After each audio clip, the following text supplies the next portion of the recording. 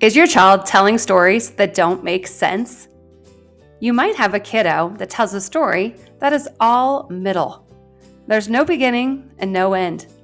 As you listen, you start yawning. You may be wondering, where are we going with this? I'm Dr. Marcy Willard, and I've been studying storytelling for over a decade. As a doctoral student, I did my dissertation on how kids with reading comprehension problems often have trouble telling stories. Here's what I found. In the research, there is something called narrative coherence. Narrative as in story, coherence as in putting it all together into a coherent whole. Coherent narratives, then, are stories that make sense. When a child is struggling to tell stories, the biggest problem is usually sequencing. They tell the stories out of order. Imagine you and your child sat down and read a book together. You're going to want your child to be able to tell that back to you. To help, you can pretend you don't remember anything about the story.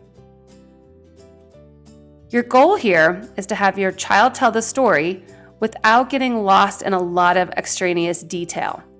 Often kids who have trouble with stories don't get to the main point and they get lost in the detail.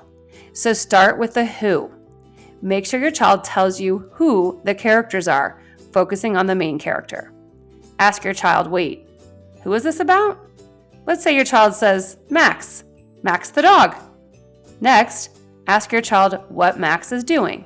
Let's say your child answers, Max was eating too much. Then you can ask, so what? And then your child says, well, when all the puppies went to bed, Max went in and ate their desserts. Then you can say, so what? What happened to Max? You want your child to start getting to the main point of the story. You can tell your child to tell you, so what do you think the point of this is? Your child may say, well, Max's mom said that he couldn't have dessert for the rest of the week. Now, there's still a moral of this story, and you're going to want your child to tell you that too. In this case, you can ask, so what did Max learn?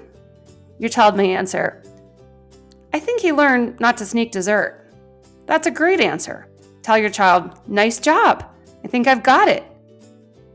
Doing these exercises can really help your child make connections in the story and learn how to retell it clearly.